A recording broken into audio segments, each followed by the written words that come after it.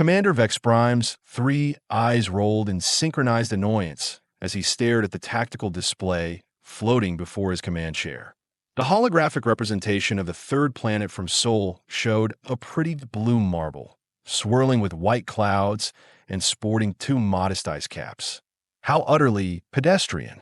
"Sir, the preliminary scans are complete," announced his intelligence officer, Lieutenant Crix Beta, her voice carrying that insufferable tone of someone who thought they knew everything. "The inhabitants call themselves humans, and frankly, sir, they're about as threatening as a Zephyrian puddle slug." Vex Prime's mandibles clicked together in what passed for amusement among his species. The hegemony had been expanding across this arm of the galaxy for 300 cycles, and every species they encountered fell into predictable categories. The warlike ones put up a decent fight before being crushed. The peaceful ones surrendered immediately. The clever ones tried to negotiate. All of them ended up as subjects of the hegemony eventually.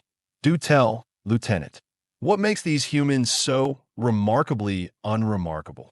Crix Beta's tentacles danced across her control interface, pulling up atmospheric readings that made Vex Prime's secondary stomach churn with disgust. "Sir, their atmosphere is composed of 78% nitrogen and 21% oxygen. Can you believe it? They are literally breathing poison." The bridge crew erupted in chittering laughter.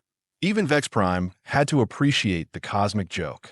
Oxygen was one of the most corrosive substances in the known galaxy. Most civilized species had evolved to breathe noble gas mixtures or refined atmospheric compounds. These humans were apparently so primitive they hadn't even figured out how to purify their air supply. "There's more, sir," Crix Beta continued, her voice rising with barely contained mirth. "They actually require this oxygen to survive. Their entire biological system depends on controlled oxidation reactions. They are essentially living rust factories." Navigator Quingima, 7-foot-tall insectoid with delusions of tactical brilliance, swiveled his compound eyes toward the commander. "Sir, with respect, shouldn't we just skip this system? These creatures sound like they will die of atmospheric poisoning before we even deploy ground forces." Vex Prime considered this. The hegemony's standard protocol was efficient but thorough.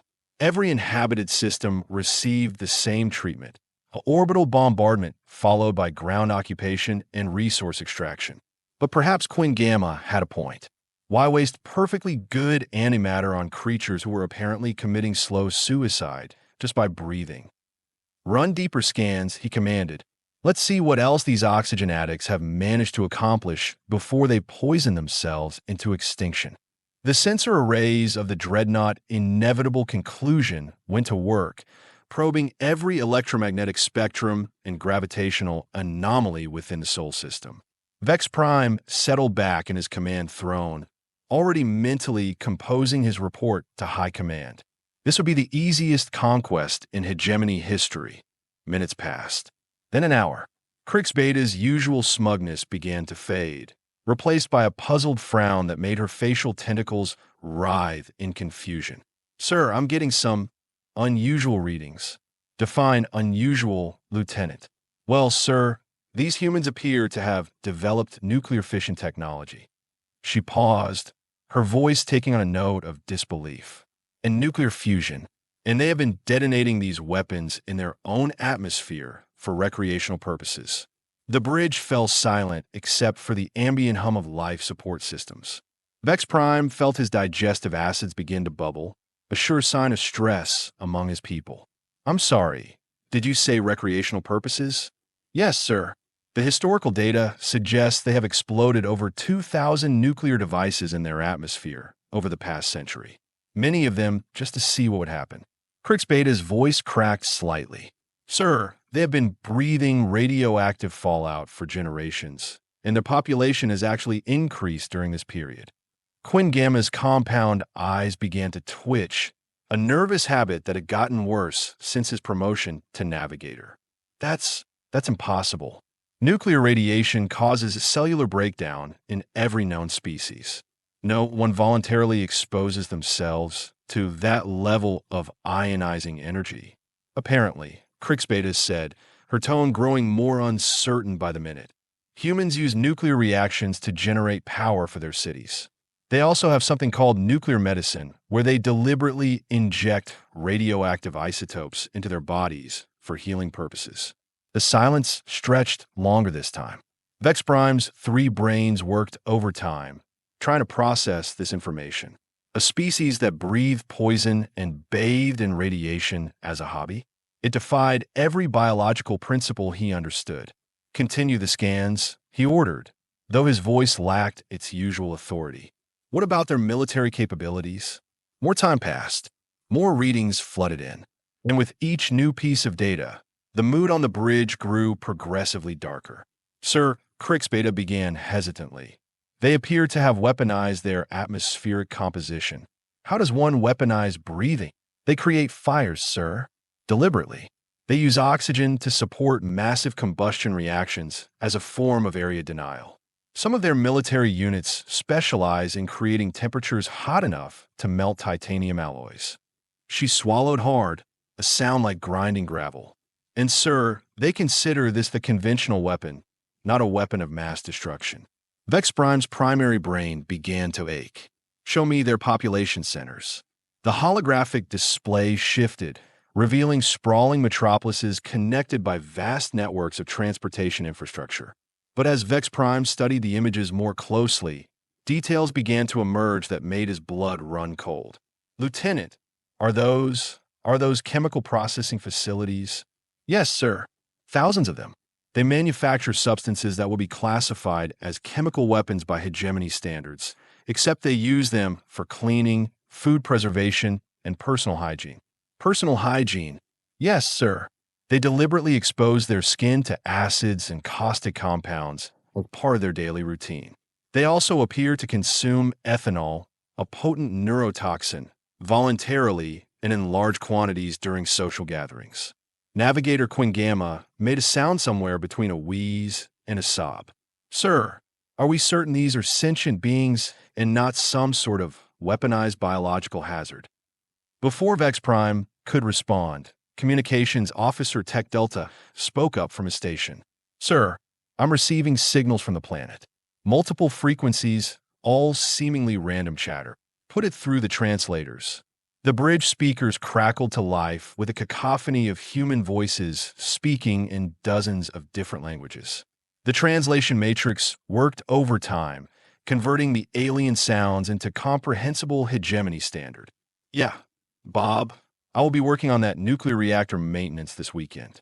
Might catch some radiation, but hey, overtime pay is overtime pay. Told Jenny I'd take her skydiving for our anniversary. Nothing says romance like jumping out of a perfectly good aircraft at 30,000 feet. The new hot sauce recipe is perfect. Made my buddy cry blood, so I know it's got just the right amount of capsaicin. Vex Prime slammed his fist on the arm of his command chair, causing several junior officers to jump. Turn it off. The communications went silent, but the damage was done. His crew was staring at him with expressions ranging from confusion to outright terror. These humans weren't just surviving in conditions that would kill most galactic species. They were thriving. They treated lethal activities as entertainment and consumed toxins for pleasure. Sir, Crix Beta said quietly, there's something else. The long-range sensors are detecting artificial structures in orbit around their planet. Space stations, among other things, yes. But sir, her voice dropped to barely above a whisper. They have built some of these structures using materials that are actively radioactive. They are living and working in space using technology that would sterilize most known life forms. The tactical display updated again, showing Earth's orbital infrastructure in greater detail. Space stations, satellites, and what appear to be weapons platforms dotted the space around the blue planet like a swarm of technological hornets. And sir, Crix Beta continued, now sounding genuinely frightened, some of these orbital installations appear to be pointed outward toward deep space, as if they are watching for something. Vex Prime felt all 3 of his heart skip a beat. Are you suggesting they have been expecting us? I don't know, sir. But their detection technology is far more sophisticated than our initial scans indicated. It's possible they have been aware of our presence since we entered the system. As if summoned by her words, the ship's proximity alarms began to wail. The tactical display lit up with new contacts, dozens of them, approaching from multiple vectors of velocities that should have been impossible for chemical propulsion systems. Sir, Quinn Gamma's voice cracked like thin ice. Multiple contacts approaching from Earth orbit. They are moving at 0.3 light speed and accelerating. Vex Prime stared at the display in growing horror. The approaching objects weren't following any known principles of physics. Nothing that size should be able to accelerate that quickly without tearing itself apart. Unless they have built their ships to withstand forces that would liquefy normal matter, he whispered. The first human vessels became visible on the main screen, and Vex Prime immediately understood why his species had conquered half the galaxy while these creatures had remained trapped on a single world. They hadn't been trapped at all.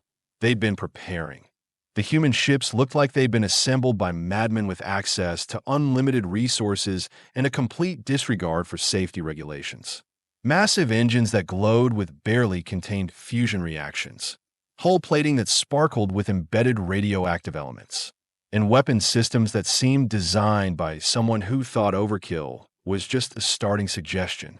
Incoming transmission, Tech Delta reported, his voice shaking. They are hailing us, sir. On screen, the main display flickered, and suddenly Vex Prime found himself staring at a human face. The creature looked remarkably unremarkable, with pale skin, brown hair, and two forward-facing eyes that seemed far too calm for someone confronting an alien invasion fleet. "Greetings," the human said, its voice carrying an odd mixture of politeness and something that made Vex Prime's scales crawl. "I'm Admiral Torres of the Terran Defense Coalition.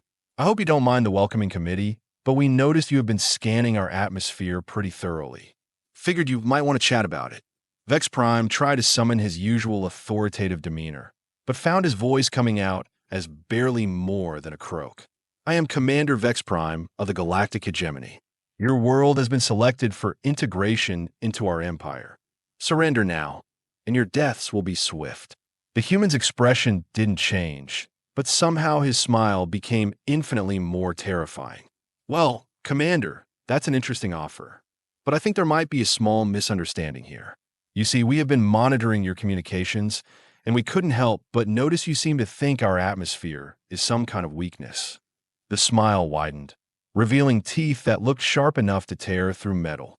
"We'd like to invite you down to the surface to experience it firsthand.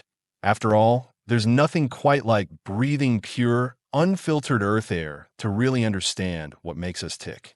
Admiral Torres leaned back in his command chair aboard the Earth vessel Persistence, watching the alien commander's face cycle through what appeared to be 17 different shades of green. The poor bastard looked like he was about to molt from sheer terror, which was honestly more entertaining than Torres had expected from first contact protocols. "Commander Vex Prime," Torres continued, his tone remaining conversationally pleasant, "I notice your scans have been particularly focused on our atmospheric composition. Oxygen toxicity concerns, perhaps?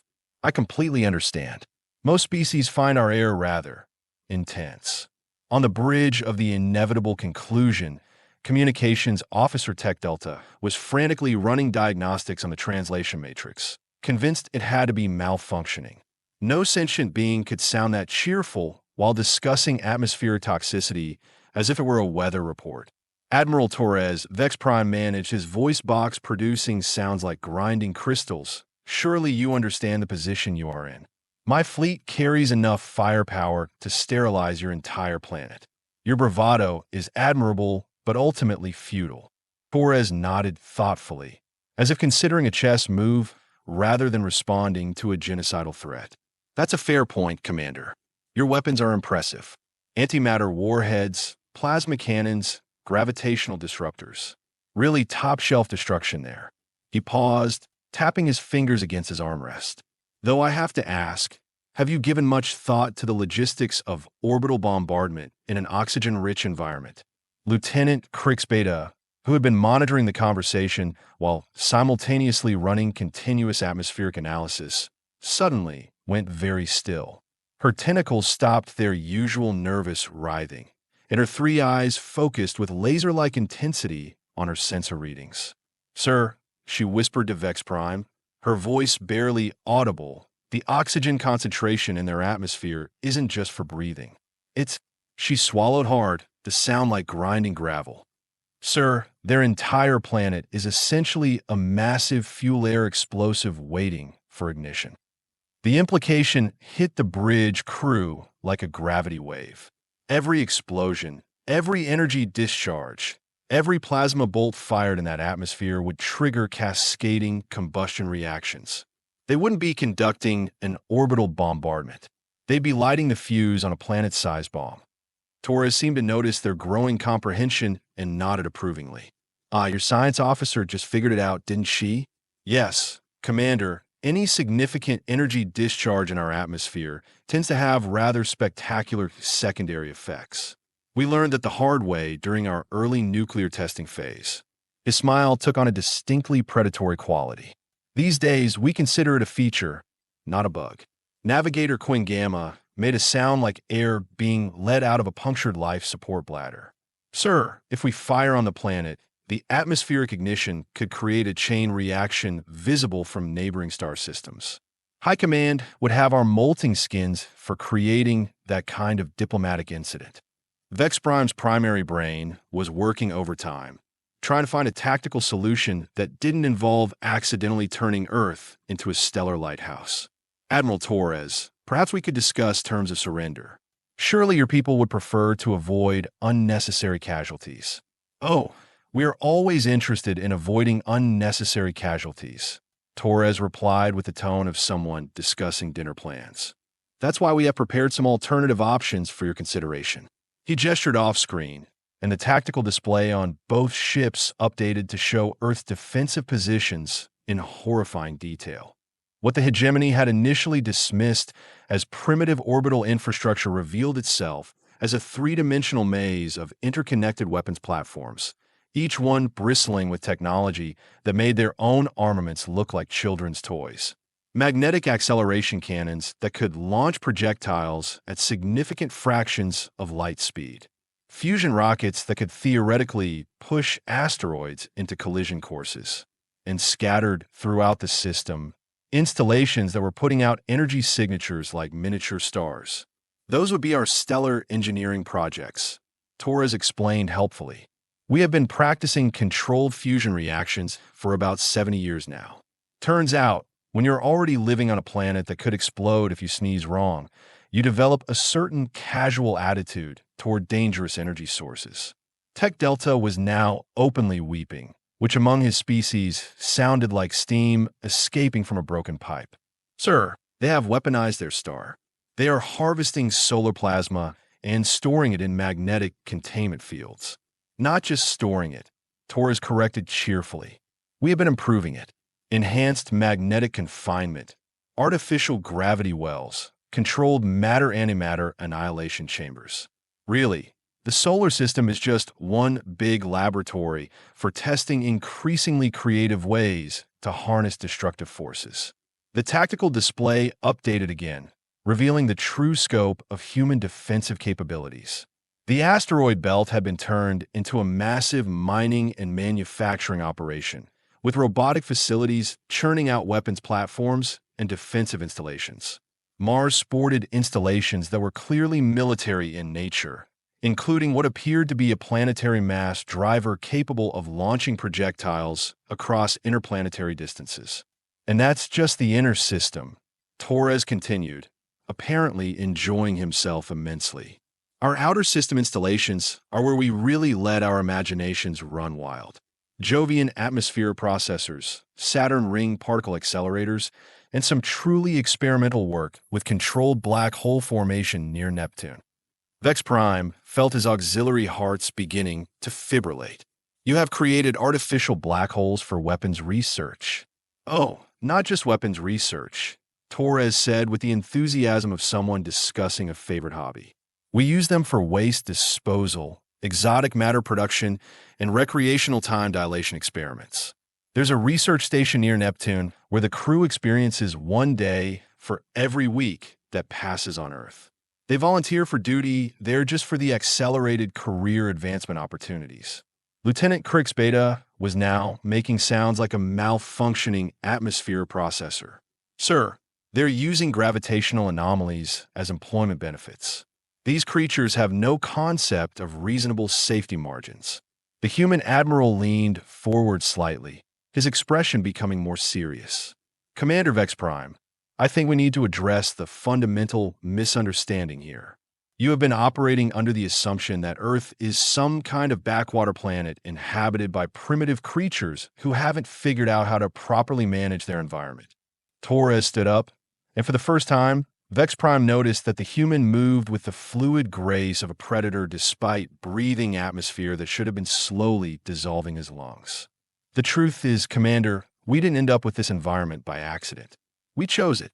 Every generation of humans has had the option to migrate to more hospitable worlds in our system, to build enclosed habitats with safer atmospheric compositions, to develop genetic modifications that would let us survive in less hostile conditions. The Admiral walked closer to the camera, and his eyes held depths that spoke of species-wide experiences that no sane civilization should have survived. Instead, we decided to stay here and adapt. We turned our poisonous atmosphere into our first line of defense. We weaponized our own biology. We took everything that should have killed us and made it into an advantage.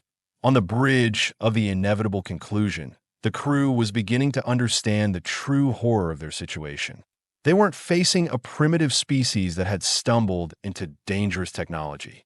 They were confronting apex predators who had spent millennia systematically turning their entire environment into a weapon. Your atmospheric scans were correct, Commander, Torres said quietly. We do breathe poison. We also drink it, bathe in it, and use it to sterilize our medical equipment. We have been living in conditions that would kill most galactic civilizations for so long that we have forgotten what normal feels like. The tactical display shifted one final time, revealing the full scope of human preparation for this moment. Every major population center was surrounded by defensive installations that could function in the toxic atmosphere. Every industrial facility was designed to operate at temperatures and chemical concentrations that would melt most known materials. Every human settlement was essentially a fortress designed by a species that considered environmental hostility to be a baseline condition rather than an emergency. So here's our counteroffer, Commander, Torres said, settling back into his chair with the relaxed posture of someone who held all the cards. You can attempt your orbital bombardment and find out what happens when you try to ignite a planet-sized fuel air explosive. You can try to land ground forces and discover how your troops perform in an atmosphere that's actively trying to dissolve them. Or you can accept our invitation to visit Earth as honored guests and experience our hospitality firsthand. Vex Prime stared at the human Admiral, finally understanding the trap they'd walked into. The hegemony had spent centuries conquering species that followed predictable patterns of development, moving from hostile environments to safer ones as their technology advanced. They'd never encountered a species that had deliberately chosen to remain in conditions that would challenge the most robust military equipment. What exactly are you proposing, Admiral Torres? Torres' smile returned, warm and welcoming and absolutely terrifying. Cultural exchange, Commander. Send down a delegation. Experience our world. Breathe our air. Eat our food. Meet our people. I think you will find that once you understand what humans are really capable of, the idea of conquering us will seem less appealing. The bridge of the inevitable conclusion fell silent, except for the sound of various crew members experiencing what could charitably be described as nervous breakdowns. Finally, Vex Prime cleared his throat, a sound like grinding gears. And if we decline this invitation, then you are free to leave our system and report back to your superiors that Earth is unsuitable for hegemony colonization due to environmental hazards, Torres replied reasonably. We are not unreasonable people, Commander. We understand that not every species is compatible with our lifestyle choices. The unspoken alternative hung in the space between them like a gravitational anomaly. fight the humans and face creatures who had turned environmental toxicity into a military advantage. Species who had spent centuries preparing for exactly this scenario while breathing poison and bathing in radiation. Vex Prime looked around his bridge at crew members who were supposed to be the elite of hegemony military forces, now reduced to quivering masses of fear by the simple realization that they were facing opponents who considered lethal atmospheric conditions to be a minor inconvenience. "Admiral Torres," he said finally, "we accept your invitation. A small delegation will visit your world to experience your hospitality." Torres nodded approvingly. "Excellent choice, Commander. We will have environmental suits prepared for your people. Wouldn't want you to get too much exposure to our atmosphere right away. We find that gradual acclimatization works better for most species." As the transmission ended, Vex Prime slumped in his command chair, finally understanding why his species had never encountered anything like humanity in their centuries of galactic conquest. Most civilizations that survived in conditions this hostile never developed space travel because they were too busy trying not to die. Humans had developed space travel because they were bored with merely surviving impossible conditions and wanted to see what the rest of the universe had to offer. The hegemony had finally met their match, not in the form of a superior military force, but in a species so fundamentally adapted to hostility that they'd turned their entire world into a weapon simply by existing on it. And somewhere in the back of his mind, Vex Prime couldn't shake the feeling that the humans had been expecting them all along. 3 hours later, Vex Prime found himself in the most uncomfortable environmental suit his species had ever designed, standing in what the humans cheerfully called a decontamination chamber aboard their orbital station Harmony. The name was either deeply ironic or a sign that humans had a fundamentally different understanding of what constituted harmony. "Welcome aboard, Commander," said Dr. Lisa Park, the human scientist who had greeted their shuttle. She wore no environmental protection whatsoever, breathing the station's atmosphere with the casual indifference of someone who had never considered that air might be dangerous. "I hope the journey up wasn't too stressful. We know the acceleration can be a bit intense for species not used to our propulsion systems." Lieutenant Crixbeta, who had insisted on accompanying the delegation despite her obvious terror, made a sound like escaping steam. Their shuttle had been pulled to the station by what the humans described as a gentle tractor beam that had subjected them to forces equivalent to being shot out of a magnetic cannon. The humans had apologized for the mild discomfort, while Vex Prime's crew had spent the entire journey convinced they were about to be compressed into exotic matter. "Dr. Park," Vex Prime managed, his voice distorted by the suit's translation system, "your propulsion technology seems remarkably advanced for a species that has only recently achieved interplanetary travel." The human scientist laughed, a sound that somehow managed to be both pleasant and deeply unsettling. "Oh, Commander, we have been working on advanced propulsion for decades. When you live on a planet where a simple atmospheric ignition could sterilize continents, you develop a healthy respect for controlled energy release." She gestured toward a viewport that showed Earth spinning slowly below them. "Plus, we needed reliable ways to evacuate population centers quickly when our early experiments went energetically awry." Navigator Quingima, who had been unusually quiet since boarding the human vessel, suddenly spoke up. "Dr. Park, may I ask about the energy readings we are detecting from the station? Our sensors indicate power generation levels that should require industrial-scale fusion reactors." "Oh, those." Dr. Park glanced at a wall panel that was casually displaying what appeared to be the output of a small star. "We are running a few research projects. Nothing too exotic. Some controlled antimatter production, a couple of prototype dimensional manipulation experiments, basic temporal mechanics research. Standard orbital laboratory stuff." The three members of the hegemony delegation exchanged looks that would have been comical if they weren't so genuinely terrified. Standard orbital laboratory stuff. These creatures were conducting experiments that most civilizations would classify as weapons of mass destruction, and they talked about it like routine maintenance work.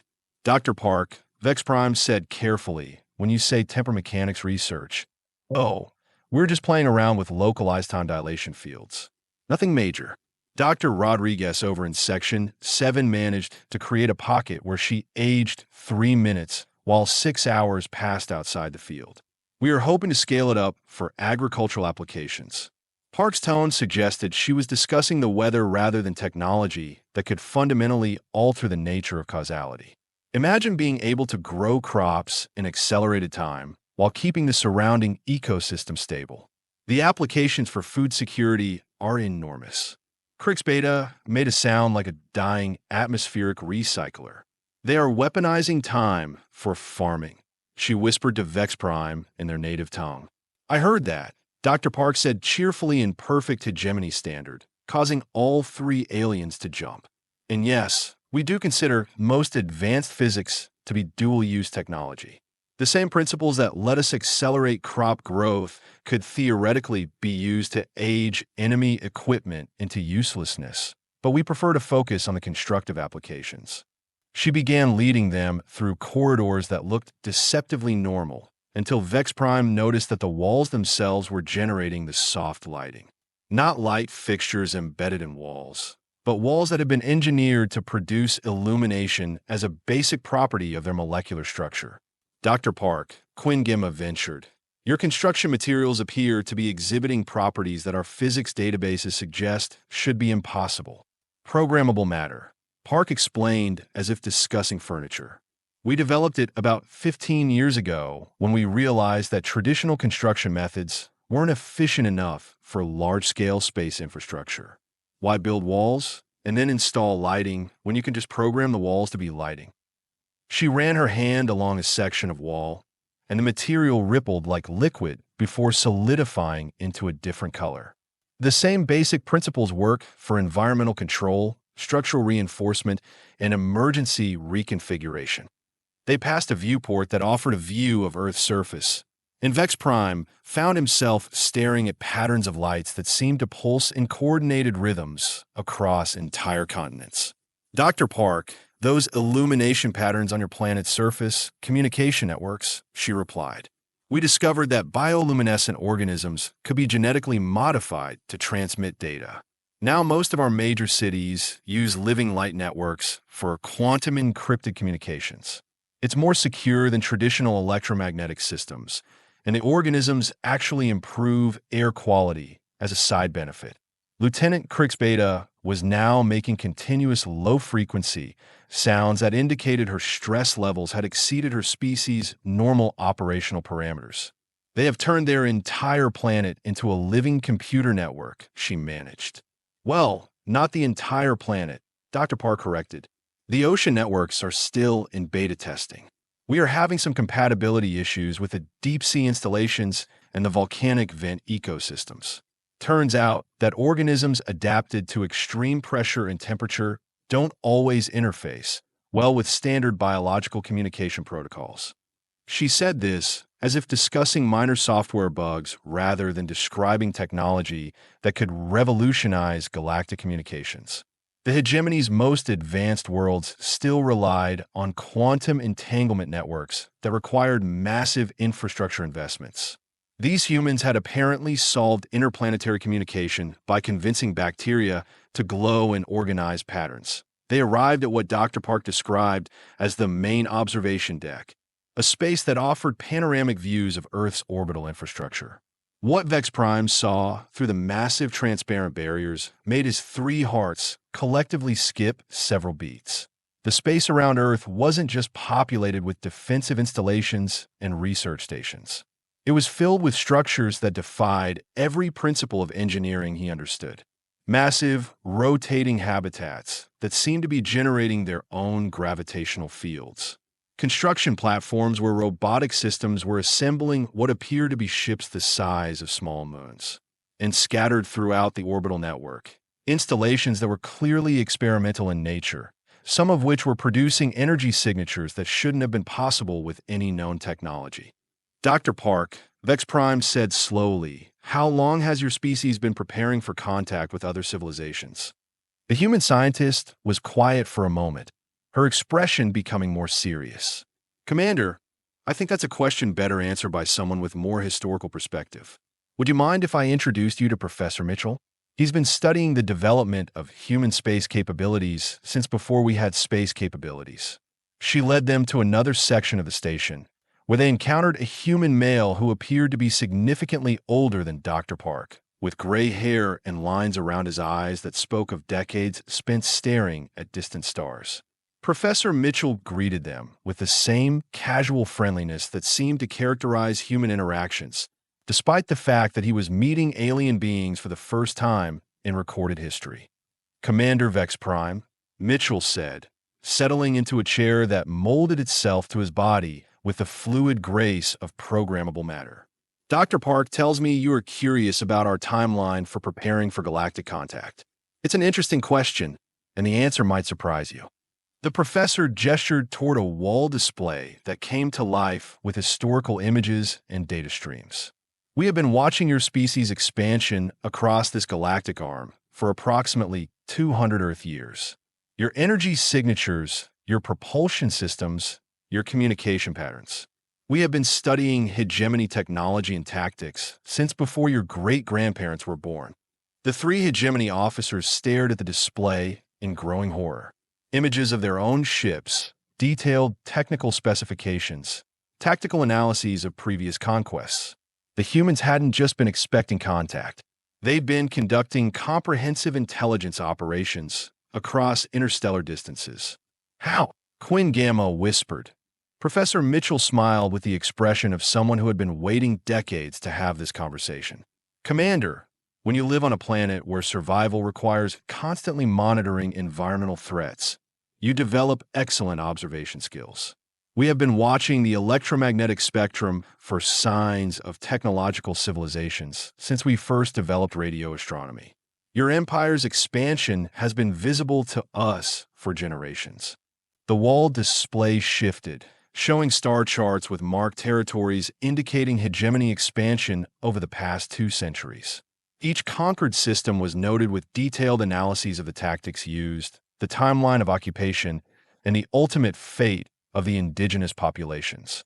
We realized early on that any spacefaring civilization we encountered would likely be more technologically advanced than us, at least initially, Mitchell continued. "So we made a strategic decision. Instead of trying to match your technology directly, we focused on developing capabilities that would be difficult for conventional military thinking to counter." Vex Prime felt his auxiliary brains beginning to overheat from processing the implications. "You have been preparing for war with us for 2 centuries. Not war, Commander," Mitchell corrected gently. "Deterrence. We studied your conquest patterns and realized that the hegemony typically targets worlds that fit predictable profiles. Planets with stable environments, populations that follow recognizable development patterns, resources that can be easily extracted using standard techniques." He leaned forward slightly. "So we made sure Earth didn't fit any of those profiles." The display showed a timeline of human development that painted a picture of deliberate, systematic preparation for exactly this scenario. Environmental modifications that made the planet unsuitable for conventional occupation. Technological development focused on defensive capabilities rather than expansion. Population distribution patterns designed to make traditional conquest strategies impossible to implement. Every major decision our species has made for the past 200 years has been influenced by the knowledge that someday someone like you would arrive in our system, Mitchell explained. "We turned our environmental challenges into strategic advantages. We developed technologies that would be difficult for conventional military forces to counter. We prepared our entire civilization for the possibility of this conversation." Dr. Park nodded approvingly. Professor Mitchell led the team that developed our current atmospheric composition optimization protocols. The oxygen levels aren't just naturally occurring. We have been fine-tuning our planetary atmosphere for generations to maximize its defensive potential while maintaining habitability for our population. Lieutenant Crix Beta made a sound like a catastrophic pressure seal failure. "You terraformed your own planet into a weapon. We prefer to think of it as environmental optimization with military applications," Mitchell replied with academic precision, "though I suppose the distinction is largely semantic at this point. The wall display updated again, showing current Earth infrastructure in detail that made Vex Prime's combat training seem quaint by comparison. Every major population center was connected by transportation networks that could double as mass evacuation systems. Every industrial facility was designed to operate as a fortress if necessary. Every citizen was apparently trained in survival techniques that would challenge military special forces from most civilizations. "Commander," Professor Mitchell said quietly, "your empire has been successful because you have encountered species that developed along predictable patterns. Peaceful civilizations that couldn't defend themselves. Warlike civilizations that exhausted themselves fighting with conventional tactics. Technological civilizations that focused on expansion rather than defense." He stood up, moving to the viewport that showed Earth rotating slowly below them. "We are something different. We are a species that has spent centuries preparing for a threat we hoped would never come. Using an environment that most civilizations would consider uninhabitable, developing technologies specifically designed to make conquest impossible rather than expansion easier."